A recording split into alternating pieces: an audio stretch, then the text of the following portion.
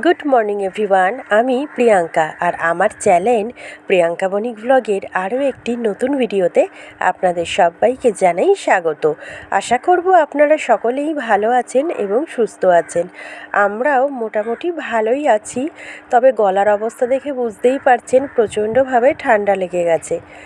আস্তে আস্তে কমে যাবে, এটা আমার সচরাচর হয়েই থাকে, তাই এই নিয়ে আমি অতটা টেনশন বা চিন্তার মধ্যে পড়ি না। সকালে ঘুম থেকে উঠেই আজকের চলে গেছিলাম কোনো কাজকর্ম না করেই শটাং করে ছাদে। তো ছাদে উঠেই দেখুন আপনাদের সঙ্গে বেশ অনেক কটা গাছ কিন্তু শেয়ার করে ফেলেছি। আর ওই যে কালকে বলেছিলাম আমাদের বাড়িতে অনেকজন অতিথি আসবে, তো তাদের মধ্যে নিমাই মানে আপনাদের দাদাভাইকে তো আপনারা চেনেনই, আর পাশে দাঁড়িয়ে আছে আমার নন্দাই, ওর নাম হচ্ছে নিমাই, ওদের বাড়ি পারুলিয়া। ভীষণ কিন্তু রগড়ে মানুষ। তো এই নিয়েই আমরা একটু সকালবেলা গাছের নিয়েই কথাবার্তা বলছিলাম, কেন আমার ননদদের গাছের নার্সারি আছে। কালকের অনেক কটা গাছ এনেছে আমার জন্য, আমি যেহেতু গাছ ভালোবাসি। আর এমনিতেও দেখতে পাচ্ছেন ছাদে গাছে ভর্তি হয়ে গেছে। তাও কালকে নিমাই বেশ কতগুলি জবা ফুলের গাছ এনেছে আর একটা পাতিলেবু গাছ এনেছে। গাছগুলি এখনও বসানো হয়নি, তা হবে। গাছগুলিকে একটু ছাওয়ায় রেখেছি, কেননা সরাসরি আর কি মাটি থেকে তুলে এনেছে। তাই কারণে নিমাই বলল, বৌদি একটু গাছগুলিকে ছায়ার মধ্যে রাখো, তারপরে টবে লাগিও। তো সেই কারণে গাছগুলিকে একটু ছাওয়াতে রাখা হয়েছে। আর তারপরে আমি নিচে নেমে এসে স্নান সেরে, আজকে সেরকম একটা জামা কাপড় কাচাকুচি ছিল না, রান্নাটা বসিয়ে দিয়েছি। ভাতটা হয়ে গেছে করা, আর এদিকে মুগ ডালটা ভেজে নিলাম। ভাজা মুগের ডাল দিয়ে লাউ ঘন্ট করব। আর ওদিকে ডালটা সেদ্ধ হয়ে গেছে, আর সেদ্ধ ডালের মধ্যে টমেটো কুচিটা দিয়েও বেশ ভালো করে সেদ্ধ করে নিচ্ছি। আমার বোনের বিয়ের সময় বড় মাসির থেকে ডাল রান্নার একটা টিপস শিখেছিলাম, সেটাই চলুন আপনাদের সঙ্গে শেয়ার করি। ডালটা সম্বার দেওয়ার আগে নাকি ডালে যতটা পরিমাণ জল আর যা দিয়ে ডাল সম্বার হবে সেটা, লবণ পরিমাণ মতন, সামান্য একটু মিষ্টি পরিমাণ মতন, লবণ সব কিছু দিয়ে ডালটাকে নাকি রেডি করে রাখতে হবে। সম্বার দেওয়ার পর ডালে কোনো রকমভাবেই নাকি জল অ্যাড করা যাবে না, তাহলে নাকি ডালের টেস্ট খুব ভালো হয়। তো তারপর থেকে ওই বড় মাসির কথা মতনই ডালটা ওরমভাবে রান্না করি। ডালটা সত্যিই খেতে নাকি ওদের বেশ ভালো লাগে, তবে আমি তো ডাল ঠাল খাই না, আমার ভালো লাগে না ডাল খেতে। গরমের দিনে আমের ডালের সাথে একটু আলু সেদ্ধ ভালো লাগে, তবে জানি না আবার কবে আমের ডাল দিয়ে আলু সেদ্ধ দিয়ে ভাত খেতে পারবো, যা সুগার বাদিয়ে ফেলেছি। এদিকে লাউ ঘন্টটা বসিয়ে দিয়েছি, জিরে ফোড়ন দিয়ে, শুকনো লঙ্কা ফোড়ন দিয়ে দিলাম একটুখানি আদা জিরে বাটা, পরিমাণ মতন লবণ, হলুদ গুঁড়ো, আর ভেজে রাখা মুগ ডালটা সামান্য একটু জল দিয়ে ভালো করে কষিয়ে নিয়ে ঝিরি করে কেটে রাখা লাউটা দিয়ে দেবো। তবে আজকে চম্পা, হারু, রিয়া আর নিমাই, ওদের চারজনকে নিয়ে আপনাদের দাদাভাই দক্ষিণেশ্বরে গেছে, আমরা যাইনি, যেতে পারবো না আমি। আর এদিকে মেয়েদের পরীক্ষা, স্কুল কামাই করা যাবে না, ছোটো মেয়ের শরীর খারাপের জন্য 3-4 দিন স্কুল কামাই হয়ে গেছে, সেই কারণে 17 তারিখ থেকে পরীক্ষা, ওই কারণেই আর কি আর গেলাম না। আমি বললাম না, তোমরা ঘুরে আসো, আমি এদিকে বাড়িতে রান্নাবান্নাগুলি কমপ্লিট করে রাখি। তো ডালটা আমি এখন খালি সম্বাদ দেবো, তবে আগে লাউয়ের তরকারিটা করে নিই, তারপরে ডালটা সম্বাদ দিলেই তো হয়ে যাবে। আর হারুর মায়ের কাছ থেকে মানে বৌদির কাছ থেকে শিখেছিলাম যে লাউ রান্না করতে গেলে নাকি গ্যাসটা প্রথমে কমিয়ে দিতে নেই, তাহলে লাউয়ের থেকে নাকি অনেকটা পরিমাণ জল বেরিয়ে যাবে।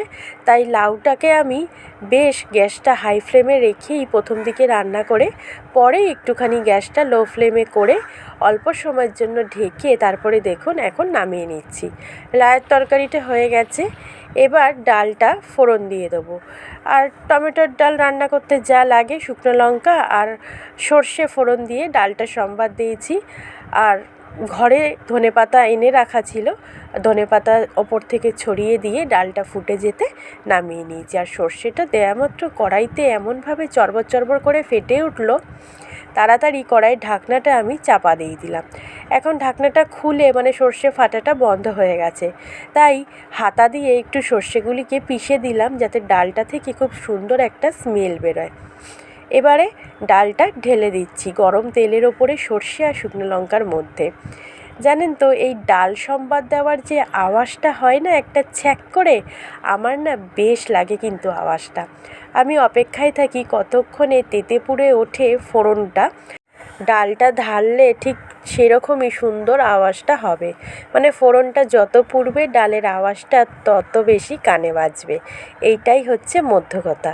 তো যাই হোক, ডালটা কমপ্লিট হয়ে গেল। ওপর থেকে ধনেপাতা নিয়ে ছড়িয়ে দিয়ে ডালটা নামিয়ে ফেলেছি। এখন চিকেনটা বসিয়ে দেবো। প্রথমে আলুগুলি ভেজে নিচ্ছি কড়াইয়ের ওপর তেল দিয়ে। তেলের পরিমাণটা একটু বেশিই দিয়েছি, যেহেতু চিকেনটা একটু বেশি আনা হয়েছে সেই কারণে। আলুটা ভাজা হয়ে গেল, এবার আলুটা তুলে ফেলবো। জানেন তো আমার মা বলতো মায়েদের কখনো শরীর খারাপ হতে নেই, মায়েদের কখনো ভেঙে পড়তে নেই। আর তারপর ক্রমশ হেরে যায় যত পুরনো প্রতিশ্রুতি আর ভবিষ্যৎ সংসারের আপ্লুত সংলাপ। দিক বদলে যায় বয়সের সীমারেখা। মহা লুকোচুরি সেরে ঢিলে হয়ে যায় ঘড়িদের শশব্যস্ত কাঁটা। রং চটে যাওয়া কাঠের আলমারির গা বেয়ে নেমে আসে ঘুণ পোকা। ধরে যাওয়া স্মৃতির অদৃশ্য আবছায়া প্রতিবেদন। জীবন, এরই নাম সত্যি জীবন। মায়েদের কখনো থেমে থাকতে নেই, বা হাত গুটিয়ে বসেও থাকতে নেই। রান্নাটা সেরে ফেলা যাক। অনেক বকবক করলাম আপনাদের সঙ্গে। পেঁয়াজটা ভাজা হয়ে গেছে, তার আগে আলুটা ভেজে নিয়ে তুলে ফেললাম। পেঁয়াজটা ভেজে বেশ লাল করে ভেজে তার মধ্যে আমার সেই বাটাবুটি মশলা, টমেটো, রসুন, কাঁচা লঙ্কা বাটা দিয়ে দিলাম বেশ খানিকটা। আর তারপরে দিয়ে দিলাম একটু হলুদ গুঁড়ো, একটু কাশ্মীরি লঙ্কার গুঁড়ো আর সামান্য একটু নুন দিয়েছিলাম। দিয়ে বেশ ভালো করে মশলাটাকে কষিয়ে নিয়ে চিকেনটা ধুয়ে ম্যারিনেট করে রেখেছি আদা রসুন বাটা, সর্ষের তেল, কাশ্মীরি লঙ্কা, লাল লঙ্কা, হলুদ আর লবণ দিয়ে। লবণটা চিকেনে অনেকটা পরিমাণে দিয়েছি, তাই মশলার মধ্যে আমি অল্প পরিমাণই দিলাম। এখন মশলাটা বেশ সুন্দর কষা হয়ে গেছে। এখন চিকেনটা ঢেলে দিচ্ছি। চিকেনটা কষিয়ে নিয়ে বেশ সুন্দর করে কষাবো, আর তারপরে চিকেনে অ্যাড করব গরম জল। আর চিকেন রান্না কমপ্লিট করার পর আমি আরও একটা করেছিলাম কিন্তু রান্না, সেটা শুধুই নিজের, আমার জন্য। ওই যে গরম গরম রুটি, ভাতের পাত আপাতত চুটে গেছে কপাল থেকে। এখন রুটি দিয়েই যেটুকু পথ চলা যায় সেটুকু চালিয়ে নিই। আবার জানি না ভাত কবে কপালে জুটবে। তবে ভাত খাচ্ছি না দেখে যে খুব একটা অসুবিধা হচ্ছে সেটা কিন্তু নয়। দিব্য আছি, কিন্তু শরীরটা হালকাও লাগছে। ভাত খেলেই শরীরটা একটা ভারী হয়ে যায়, একটু ঘুম চোখে আসে। এমনিও আমি ঘুমাতে বেশ ভালোবাসি। খাওয়া দাওয়া না হলে বেশ খানিকটা জায়গা দিয়ে দিলে ঘুমিয়ে পড়তে পারলে কিন্তু অনেকখানি শান্তি পাই। তবে জানেন তো ঘুম কিন্তু বড় অদ্ভুত জিনিস। যদি আসে তো সব কিছু ভুলিয়ে দেয়, আর যদি না আসে তো অনেক কিছু মনে করিয়ে দেয়। তো যাই হোক, চিকেন কষাটা বেশ ভালো মতনই হয়ে গেল। আলুটাও অ্যাড করে দিলাম, আর ফাইনালি এখন গরম জলটা অ্যাড করে দিচ্ছি। চিকেনটা ফুটতে ফুটতে আমার আটা মাখাটাও কমপ্লিট হয়ে গেছিলো। তবে আজকের আর রুটি করাটা আপনাদের সঙ্গে শেয়ার করলাম না। প্রতিদিন আর কি 6-7টা রুটি আপনাদের সঙ্গে শেয়ার করব, ও তো আপনারা ভালোই বানাতে পারেন আমার থেকেও, আমি জানি। তাই আর আজকে রুটি করাটা দেখালাম না। আজকে অবশ্য আমি মেয়েকে নিয়ে স্কুলেও যাইনি, বাবাকে দিয়ে পাঠিয়ে দিয়েছি। শরীরটা একটু খারাপ লাগছিল তাই। আর বাবাই অবশ্য আনতে যাবে আবার। তো দেখুন, চিকেনে জল ঢালার পরে আমি কিন্তু কড়াইতে আর ঢাকনা চাপা দিইনি, কেন পুরো এক কড়া ভর্তি হয়ে গেছিলো সেই কারণে। চিকেনটা হয়ে গেছে, গরম মশলা ছড়িয়ে নামিয়ে নিলাম। আর এদিকে আমার আটা মাখা হয়ে গিয়ে রুটি বেলতে আরম্ভ করে দিয়েছি। আপনারা সেটা আমার হাতটা দেখেই বুঝতে পারবেন। আর কালকে ভিডিওতেই বলেছি আমি যখনই ভয়েস দিতে বসি, সে দুপুর হোক কিংবা রাত, বাইকের আনাগোনা যে কীভাবে বেড়ে যায় আমি জানি না। যাই হোক, চিকেন রান্নাটা কমপ্লিট হলো। আজকের মতন ভিডিওটা এখানেই রাখলাম।